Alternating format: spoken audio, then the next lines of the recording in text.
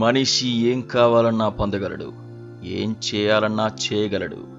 ఇప్పటికే చాలా అద్భుతాలు చేసి చూపించాడు. గ్రహాలను దాటి ప్రయాణించాడు. సముద్రం లోతు అంతు చూశాడు. ఎన్ని సాధించినా, ఎన్ని విజయాలు పొందినా ప్రతి మనిషి జీవితం ఒక దగ్గర ఆగిపోవాల్సిందే. అదే మరణం. మరణాన్ని జయించడం ఇప్పటి వరకు మానవుడికి సాధ్యం కాలేదు. అది సామాన్యుడైనా దేశాధ్యక్షుడైనా ఎవ్వరినీ వదలదు. అన్నీ తెలిసి అంతా ఎరిగి ఒక పెద్దాయన చూపించిన ఉత్సాహం 2 దేశాల మధ్య యుద్ధానికి దారితీసిందని మీకు తెలుసా? అదే మరి 1962లో ఇండియాకి చైనాకి మధ్యలో జరిగిన వార్. అందరికీ తెలిసినంత వరకు ఈ వార్ ఇరు దేశాల ఆధిపత్యం కోసం జరిగిందని, 1962లో అనుకోకుండా అకస్మాత్తుగా వార్ జరిగి అర్ధాంతరంగా ఆగిపోయిందని. అంతేగా? బట్ 1962 తర్వాత కొంతమంది నిపుణులు, విశ్లేషకులు తేల్చిందేంటంటే 1962లో భారత్ చైనా మధ్య వార్ అతీత శక్తుల కోసం జరిగిందని. అప్పట్లో చైనా దేశాధ్యక్షుడు మావో సేటుంగ్ స్వార్థం కోసం జరిగిందని. మావో సేటుంగ్ చావు లేకుండా ఉండాలని, ఎప్పటికీ మరణాన్ని జయించాలని అనుకున్నారంట. అంతే, దానికి సన్నాహాలు చేశారట. 1950 నుంచి 1960 మధ్య కాలంలో అతీత శక్తులపై రహస్య పరిశోధనలు ఎన్నో జరిగాయట. సాధారణంగానే చైనీయులకు మూఢనమ్మకాలు, అతీత శక్తులు ఇలాంటి వాటి గురించి బాగా నమ్మకం. సాంకేతికంగా ఎంత ఎదిగినా ఇప్పటికీ చైనీయులకు మంత్రాలు, తంత్రాలు, అతీత శక్తులు అంటే చాలా నమ్మకమట. ఇదిలా ఉంటే 1950 నుంచి 60 వరకు పరిశోధనలు జరిగాయని చెప్పాం కదా. ఆ పరిశోధనల్లో ఎన్నో విషయాలు సేకరించారు. మొత్తానికి అతీత శక్తులు ఉన్నాయని బలంగా నమ్మారు. ఈ అతీత శక్తులకు నిలయం టిబెట్లోని తావాంగ్ అనే ప్రత్యేక ప్రదేశమని తెలుసుకున్నారు. అయితే ఈ తావాంగ్ అనే ప్రదేశం భారత్, చైనా, భూటాన్ల మధ్య ఉన్నప్పటికీ భారత్కు చెందిన ప్రదేశమని గుర్తించారు. ఈ తావాంగ్ అనే ప్రాంతంలో ఎందరో యోగులు ఉన్నారని, వారందరికీ అతీత శక్తులు ఉన్నాయని, అక్కడే ఉండేవారని, అస్సలు చావంటూ ఉండదని, ఎప్పుడూ నిత్య నూతనంగా, యవ్వనంగా, మధ్య వయస్కులుగానే ఉంటారని, అనారోగ్య సమస్యలే రావని, ఇలా ఎన్నో విషయాలు సేకరించారు చైనీయులు. వారు సేకరించిన ఆధారాల ప్రకారం తావాంగ్ ప్రాంతంలో నివసించే యోగుల వయస్సు 500-600 సంవత్సరాల పైమాటేనట.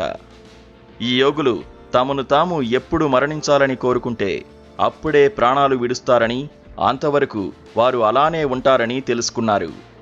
అయితే ఇలా పరిశోధనలు జరిపిన వారు అస్సలు తావాంగ్ ప్రాంతంలో నివసించే యోగులు ఏ ఆశయంతో ఈ అతీత శక్తులను పొందారో మాత్రం తెలుసుకోలేకపోయారట. ఎంతలా ప్రయత్నించినా అక్కడి యోగుల గురించి సమాధానం రాబట్టలేకపోయారట.